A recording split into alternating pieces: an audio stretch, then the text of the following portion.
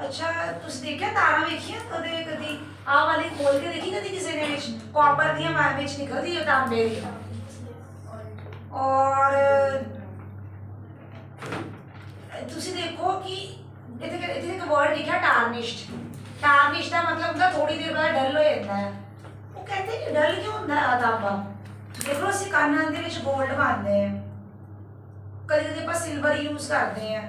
ये चीज़ां क्यों यूज करते क्योंकि ये खराब नहीं होंदियां डल नहीं होंदियां। हुण ये चीज़ां क्यों डल होंदियां हैगियां स्पैशली कॉपर बारे गल कीती इन्होंने ते क्यों हुंदा है। देखो कितना वधिया लिखिया है the surface of the copper acquires green coating. मैं ना मंदिर गड़बी लेके जाती हूँ। जो मेरी गड़बी है ना वो इसी की बनी होती मंदिर वाली। और मैं मेरी मदर ना आज मम्मी तो चलो वो लेके आए हैं आजकल कुछ अच्छा सा पाउडर सा ले आए हैं अपनी गड़बियों को चिपकाने के लिए मंदिर के सामान के लिए। पहले ये क्या करते थे लेमन लेते थे लेमन के साथ या सिंदूर के साथ थे गड़बी लगे हुए रगड़े। तो मैं बताती हूँ क्या हम उसमें जल लेके जाते हैं वहां चढ़ाते हैं। कुछ दिनों के बाद उसके अंदर एक ग्रीन कोटिंग बन जाती है। क्या बन जाती है ग्रीन कोटिंग। वो जो ग्रीन कोटिंग होती है मैं मम्मी दसदी भी सी एक दिन मैं गल सुनो तो तुहानू पता है हरी हरी क्यों है कहते मैनू की पता। मैं क्या इतने बेसिक कॉपर कार्बोनेट बने कहते चल चल बाद जो इसलिए अपना काम कर मैंने काम करेंगे। मैं क्या सुन समझीदा होंदा है। फिर मैं क्या तुहानू पता वो लेमन या कुछ नाम दे नाल सही क्यों हो रहा है कहते पता नहीं मैंने काम करन दे साफ करन दे। फिर मैं क्या चलो छड्डो करा। फिर मैं हनी को चली गई मैं क्या गल सुन तेनू पता है इदा क्यों है कहता मैंने काम करन दे बाद चो आई। मैं क्या रहन दे ट्यूशन के बच्चों में पढ़ावांगे छड्डो करा। ਹੁਣ मैं ਤੁਹਾਨੂੰ ਦਿਖਾਉਂਗੀ ਇੱਕ ਦਿਨ ਉਹ ਗੜਬੀ ਜਿਹੜੀ ਹੁੰਦੀ ਨਾ ਉਹਦੇ ਪੂਰੀ ਗ੍ਰੀਨ ਕੋਟਿੰਗ ਬਣ ਜਾਂਦੀ ਹੈ। ਉਹ ਕਿਉਂ ਬਣਦੀ ਹੈਗੀ ਹੈ ਉਹਦੇ ਉੱਪਰ ਬੇਸਿਕ ਕਾਪਰ ਕਾਰਬੋਨੇਟ ਦੀ ਲੇਅਰ ਬਣ ਜਾਂਦੀ ਹੈ। ਜਦੋਂ ਤੁਸੀਂ ਲੈਮਨ बेसिक मतलब बेस बेसिक मतलब बेस तुम बस एक ही वर्ड लिखा ना पेपर में द ग्रीन कोटिंग वो पूछते पेपर में why green coating is form तुमने एक ही वर्ड लिखना है it is due to green layer of basic copper carbonate. किसकी लेयर बनती है बेसिक कॉपर कार्बोनेट। और ਜਿਹੜੇ ਤੇ ਇੰਟੈਲੀਜੈਂਟ ਬੱਚੇ ਹੈਗੇ ਆ ਉਹਦੇ ਫਾਰਮੂਲਾ ਵੀ ਲਿਖਦੇ ਆ ਜਿੱਦਾਂ ਕਾਪਰ कार्बोनेट ਦਾ ਕੀ ਫਾਰਮੂਲਾ ਹੁੰਦਾ CuCO3 और बेसिक पता कैसे लिखते हैं बेसिक के लिए हमेशा हाइड्रोक्साइड यूज करते हैं कॉपर के साथ। कभी भी तुमने बेसिक ही लिखनी वो हाइड्रोक्साइड यूज करते हैं तो फॉर्मूला क्या बन जाएगा basic copper carbonate CuCO3 dot CuOH2। जो ये लिखा था टीचर इतनी इम्प्रेस होती है क्योंकि ये +1 लेवल का है ये 10th में नहीं फार्मूला पूछते हैं तो टीचर को पता लगता है ਉਹਦਾ कॉन्फिडेंस बिल्डअप हो जाता है। वाओ ब्रिलियंट स्टूडेंट समझ गए। बेसिक कॉपर कार्बोनेट सब लिखाते कॉपर कार्बोनेट का बेसिक ही लिखना है वो सब लिखाते हैं कि मैडम ये कार्बन ग्रीन कोटिंग है। पर जो फॉर्मूला नाम लेके आंदा सोने पे सुहागा क्या बन जाता है सोने पे सुहागा। देखना तुमने बनना है कि नहीं बनना है। तो why green coating is form बताओ basic copper carbonate due to layer of basic copper carbonate. So this is अब ये कैसे बन गई बस दो ही हमारी फेमस गैसेस हैं जो अटैक कर करके मार दी हैं सारे इन्होंने। एक हमारी ऑक्सीजन जी एक हमारी कार्बन डाइऑक्साइड जी। ये दोनों कॉपर पे अटैक करती हैं साथ में जैसे ही अटैक करती तो क्या बन जाता है बेसिक कॉपर कार्बोनेट। तो तब जब ये बनता है तो कौन सी कोटिंग होती है ग्रीन कलर की कोटिंग। तो देखो कितना अच्छा लिखा है this is due to the attack of carbon dioxide. Carbon dioxide पानी तो मैंने तुम्हें पहले ही कर गड़बी में लेके जाते हैं water vapours present in the air on the surface of. और जो बचे कुछ उसमें होते हैं एटमॉस्फेयर में वाटर वेपर वो भी इनके साथ मिलके क्या करते हैं लेयर बना देते हैं। अब एक काम करो सब बच्चे अपनी कॉपी में वर्ड लिखो बेसिक कॉपर कार्बोनेट और ये फार्मूला लिखो और लिखो ग्रीन कोटिंग इज फॉर्म। हाँ जी रियान सर किन ख्वाबों में खोए हो। और कौन सी गैस थी और कौन सी थी वाटर और क्या था वाटर सबने मिलके क्या बना दिया बेसिक कॉपर लो जी। किस किस को बात समझ लगी रेज योर हैंड्स। लगी बात समझ? चलो जी आओ जरा नेक्स्ट। ये करो नोट तुम खुद अपने हाथों से, सुंदर सुंदर।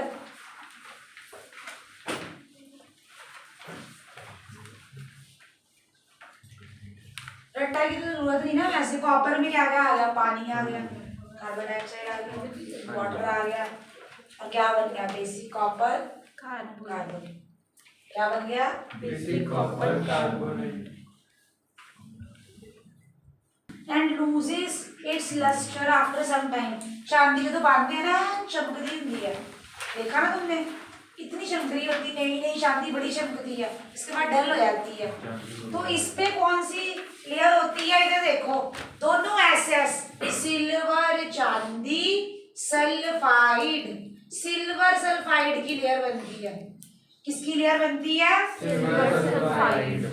अब ये कैसे बनती है, देखो सब बच्चे ध्यान से, ये चांदी डाली है, मेरी चांदी डेली के डेली हवा में होती है हाइड्रोजन सल्फाइड, उसके साथ रिएक्ट करके बना देती है सिल्वर सल्फाइड प्लस हाइड्रोजन।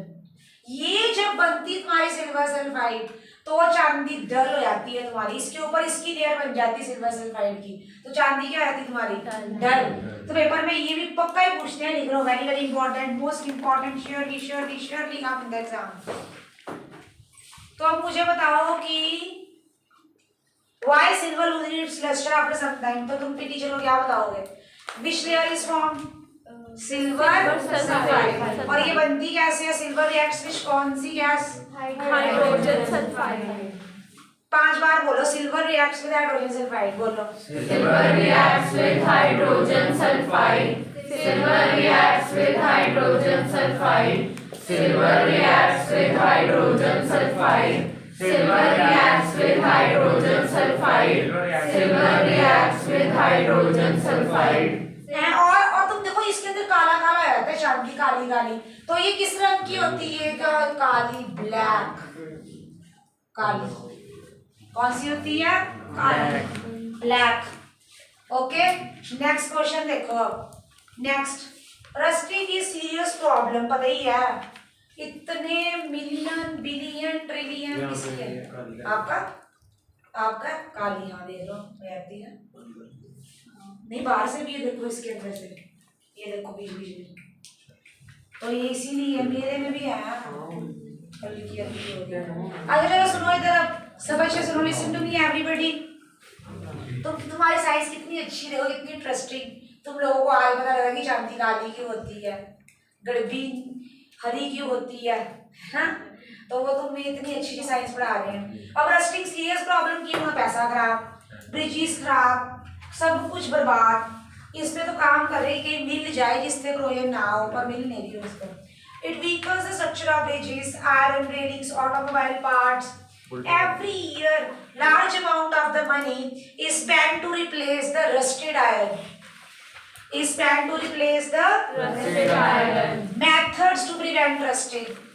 पहला पेंटिंग, दूसरा ग्रीसिंग एंड ऑयलिंग, तीसरा गैल्वेनाइजेशन। इसमें तो सबसे ज्यादा पेपर में आएगा गैल्वेनाइजेशन। अब वो पेंटिंग तुम देखा, मैंने देखा लोग ना, जहाँ तुम्हारा वो होता है ना जंग लगा होता है, उसे पेंट कर देते हैं बाय पेंटिंग। एक और कारण है वैसे पेंट का, जब तुम पेंट कर देते हो ना, ऑक्सीजन, ये तुम्हारा साइकिल है, ये पेंट है, ऑक्सीजन साइकिल के टच में ही नहीं आती है, ऑक्सीजन साइकिल के टच में ही नहीं आती है। By greasing and oiling, iron articles such as mechanical tools, machine parts are to be greased and oil. तो जो आयरन के हैं उनको क्या करना चाहिए, ग्रीसिंग और ऑयलिंग करनी चाहिए। क्या करनी चाहिए, ग्रीसिंग एंड ऑयलिंग। और एल्युमिनियम ऑब्जेक्ट्स हैव, अच्छा बाय गैल्वेनाइजेशन, ये समझो, पता ये चीज मैं तो बताती, यहाँ हमारे ना गलियों में आते होते थे वो मूर्तियां बनवा लो, मूर्ति से पानी छिड़वा लो, अब नहीं आते। जब मैं बड़ी छोटी, आज से 25 साल पहले की बात होगी, तो वो क्या करते थे, बर्तन लेके बड़ी सुंदर मूर्तियां बना के देते थे। तो वो करते क्या थे, प्लेटिंग करते थे ऊपर, जो बर्तन दिए हैं उसकी उसी वाले, जैसे तुमने एल्युमिनियम के बर्तन दिए हैं, वो तुम्हारी मूर्तियों में एल्युमिनियम लगा देंगे। तो गैल्वेनाइजेशन में क्या होता है, तुम जिंक की कोटिंग कर देते हो, किसकी लेयर बना देते हो, जिंक की। You form the layer of zinc, you form the layer of zinc. ये पेपर में पूछते हैं, जिंक की लेयर बनाते तुम लोग, तो इसको बोलते हैं गैल्वेनाइजेशन। क्या बोलते हैं, गैल्वेनाइजेशन। अब ये रिपीट करो तीनों point, by painting, by greasing, by galvanization. बोलो कलेक्टिवली, बोलो। Iron articles such as window grills, iron gates, steel furniture, painting prevents the contact of oxygen and moisture with the metal. By greasing and oiling, iron articles such as mechanical tools and machine parts are to be greased and oiled. By galvanization, coating surface of iron objects with a thin layer of zinc. बिना देखे सुनाओ मुझे। Painting में करते हैं,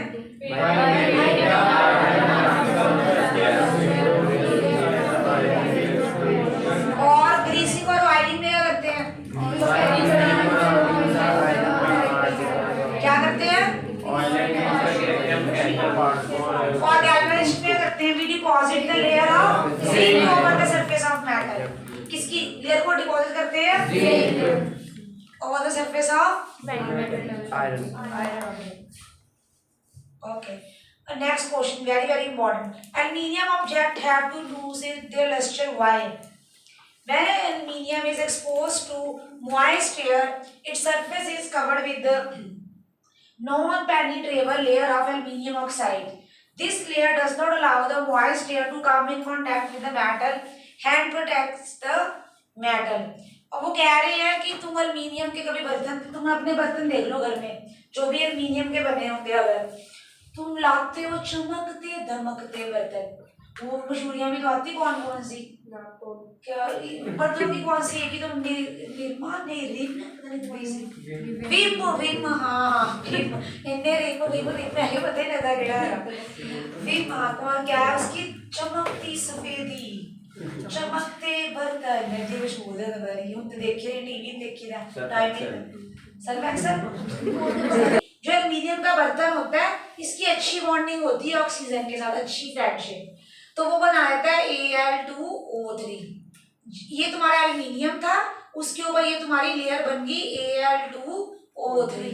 जब layer बनती है, जब लेयर बनती है तो क्या होता है हमारे पास, जैसे ही लेयर बनती है, ये बेचारी ऑक्सीजन की इस एल्युमिनियम के साथ फ्रेंडशिप टूट जाती है, क्योंकि रास्ते में कौन आ गई है, Al2O3। अब इस एल्युमिनियम की इस ऑक्सीजन के साथ रिएक्शन नहीं होनी, तो वो बताते हैं तुम्हें कि क्यों डल क्यों जाता है ये एल्युमिनियम, जैसे ही ये लेयर बनती है वो डल हो जाता है। बाद में क्या होता है, ये लेयर उसको ऑक्सीजन के साथ रिएक्ट भी नहीं करने देती है। फायदा भी है इसका, फायदा ये है कि ये उसकी फर्दर क्लोजर नहीं होने देती। नुकसान, डल अपीयरेंस। फायदा, जब ये बन जाती है फिर ऑक्सीजन एल्युमिनियम के साथ रिएक्ट नहीं कर पाती है। एक फायदा एक नुकसान। तो क्या लिखेंगे पेपर में, aluminium it reacts with oxygen, it forms aluminium oxide. This layer it act as a protected layer for the aluminium. It prevents the further oxidation of the aluminium with the oxygen.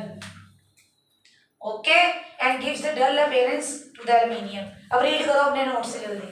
When aluminium is exposed to moist air, its surface is covered with thin non-penetrable layer of aluminium oxide. This layer does not allow moist air to come in contact with metal and hence protects the metal.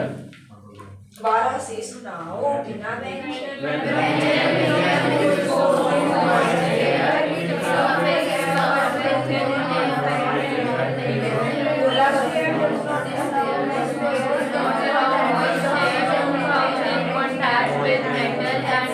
ਜਦੋਂ notes ਛੱਡ ਹੁੰਦੇ ਨਾ ਇੰਨੇ confident ਹੁੰਦੇ ਨਾ, ਜਦੋਂ ਮੈਂ सुनना दीदी एक मिनट आता फिर तो कुछ निकलता ही नहीं इनकी जुबान से। और नोट्स देख के इनसे तो अच्छा कोई है ही नहीं। अब देखो कैसे इतनी खुश हो के लड़कियां पढ़ रही हैं। बस अब नहीं बोलना। The oxidation of oils or the fats in the food resulting into a bad smell and bad taste is called rancidity. ये उसने rancidity के लिए लिखा था, खराब खाना नहीं खाना।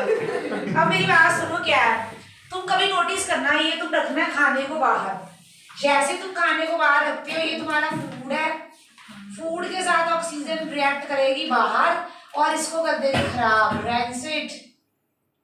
The oxidation of the food. अब फूड में भी किस चीज के साथ ऑक्सीडेशन होती है, जो इसके अंदर तेल वगैरह होता है, फैट होता है, ऑयल होता है, जैसे खाने के ऑयल या फैट के साथ, मेरी इस बात पे गौर करना, नंबर नहीं देती टीचर स्कूल में, जो ऑयल और फैट के साथ जब तुम्हारी ऑक्सीजन रिएक्ट करती है तो क्या हो जाता है, खाना खराब, it becomes rancid. It becomes Rancid. so the oxidation of the food नहीं लिखना, oil and the fat present in the food. Aerial oxidation भी कभी कभी बोलते हैं, the aerial oxidation of the oil and the fat in the food produces a foul smell which leads to rancidity. This leads to rancidity. तो ये तुम अपनी तरफ से भी बना सकते हो पेपर में अगर भूल जाए कि the aerial oxidation of the oils and the fats present in the food is resulting in bad smell and taste is called rancidity. Methods to prevent rancidity. Methods to prevent rancidity. पहला method, by adding antioxidants. Antioxidants, सुनो मेरी बात सुनो, ये या तो APJ या सौम्यसन दास या इनोसेंट हार्ट्स, ऐसे स्कूल्स इसके नाम पूछते हैं, जो ऑक्सीजन को खत्म कर दे। एक होता है BHA, एक होता है BHT, इसकी फुल फॉर्म होती है ब्यूटाइलेटेड हाइड्रोक्सी एडिसोल, इसकी होती है ब्यूटाइलेटेड हाइड्रोक्सी टॉलुइन। ये तुम्हें करवाएंगे नहीं, मतलब ये जो ऐसे ना बेंजीन का स्ट्रक्चर होता है उसके ऊपर हम CH3 लगाते हैं, ये टॉलुइन होता है हमारा, ये तुम्हें +1 में हम करवाएंगे, पहले बेंजीन समझाएंगे क्या होता है, फिर ये टॉलुइन किस लिए काम आता है। तो जो तुम्हारे एंटीऑक्सीडेंट्स होते हैं वो दो है, जो ऑक्सीजन आयरन देते हैं, खराब ही नहीं होगा तुम्हारा खाना, तो वो कौन सी है, BHA एंड BHT। तो पहला काम है खाने को बचाने के लिए we can use antioxidants like BHA and BHT। किसको बात समझ लगी? Next is by packaging. In number of cases, after packing, the food containers is evacuated before sealing so that no air oxygen is available to bring them. इतनी अच्छी तरह से ceiling करते हैं, बंद करते हैं, ऑक्सीजन जा ही ना पाए, ऑक्सीजन बंदा ही सारा इस ऑक्सीजन का है, ना जाएगी ऑयल फैट के पास, ना ऑक्सीडेशन होगी, ना खाना खराब होएगा, तो वो सील कर देते हैं, इवैक्यूएट कर देते हैं। इवैक्यूएट का मतलब क्या होता है, रोक देना, हवा को अंदर ही नहीं जाने देना, बाय सीलिंग, बाय सीलिंग। किस बच्चे को बात समझ लगी? Next, replacing air by nitrogen, ये बहुत अच्छा क्वेश्चन है, इतनी गैसेस में से उन्होंने नाइट्रोजन, जो तुम खाते नहीं हो, चिप्स खाते हो, वो फूले होते हैं, फ्लफी होते हैं, उसके अंदर नाइट्रोजन भरी होती है। अब क्वेश्चन मैं बता रही हूँ, यहाँ हमारे गली में वही नलायक बच्चे, उसको पता था इसके अंदर आर्गन नियॉन, उसको पता था कि चिप्स के पैकेट के अंदर नाइट्रोजन भरी होती है। अब वाई नाइट्रोजन? हाँ जी, नाइट्रोजन हाई लेवल पे जाके फूल भी लगती है ना भाई, ये तो मैं क्वेश्चन नहीं पूछ रही, मैं तो क्वेश्चन ये पूछ रही हूँ नाइट्रोजन से ही क्यों उनको फ्लश्ड करते हैं। वहाँ आएगी अभी line, the potato chips are flushed with the nitrogen, उसके अंदर नाइट्रोजन भरी होती है। क्यों नहीं, और भी नहीं करते, पर इसका क्यों लिया उन्होंने केस? और भी बहुत सारे नहीं करते रिएक्ट, नाइट्रोजन का केस ही क्यों लिया? अगर वो दीदी शायद साइड इफेक्ट करता है, नहीं क्योंकि उसकी परसेंटेज नहीं, और कोई नहीं, फ्लफी नहीं, हाँ कुछ और एनीबॉडी एल्स। इसका आंसर तुम में से कोई नहीं दे पाएगा, 14 सालों में एक भी बच्चा इसका आंसर नहीं दे पाया। मेरे को 14-15 साल इतने भी हो गए पढ़ाते, एक भी बच्चा अभी तक आंसर नहीं दे पाया। अब मैं बताती हूँ answer, listen to me everybody very carefully. ये नाइट्रोजन का स्ट्रक्चर देखो, जिन्होंने 9th मेरे से की है, इसका एटॉमिक नंबर होता है 7 2 5, 1 2 3 1 2 3, राइट, इधर इधर इधर है ना, 3 बॉन्ड बन गए, ट्रिपल बॉन्ड। जिनको गहराई समझ है ना, केमिस्ट्री की गहराई, जो 9th में बातें बताई, कोई टूटता कब है? जब उसके ये बॉन्ड टूटते हैं। अरे भाई, एक बॉन्ड तोड़ने के लिए इतनी एनर्जी चाहिए होती है, फिर दूसरा तोड़ना है, फिर तीसरा तोड़ना है। ये नाइट्रोजन टूटेगी फिर जाके किसी के साथ रिएक्ट करेगी, ये तो टूटनी नहीं है। ट्रिपल बॉन्ड है इसमें। क्या है इसमें? Triple bond. तुम तोड़ ही नहीं सकते, पेपर में नहीं लिखनी है चीज। पेपर में तो हमने बस एक लाइन लिखनी है, we flushed taro chips, CA chips, वो chips with the nitrogen because it is very unreactive. It is very unreactive. अब ये unreactive क्यों है? Unreactive means ये टूट नहीं रही है, रिएक्शन नहीं कर रही, रिएक्शन नहीं कर रही means unreactive. हाँ जी, कितनी समय लगी यार? की लगी दसो? इतने वधिया चैप्टर है, इतने इंटरेस्टिंग, मजा आंदा पढ़ा के, इतने साल शायद पढ़ के भी आंदा। मतलब सानू मैडम समझ आती सी ना, पता एक बार सुनते सी, ये सिल्वर के ऊपर सिल्वर सल्फाइड, कॉपर के ऊपर बेसिक कॉपर कार्बोनेट, ये मेथड एंटीऑक्सीडेंट यूज कर लो, फिर क्या कर लो, उसको अपना सील कर लो, उसको इवैक्यूएशन। तीसरा क्या है हमारे पास, अपना ये गैसेस के साथ नाइट्रोजन वगैरह यूज कर लो।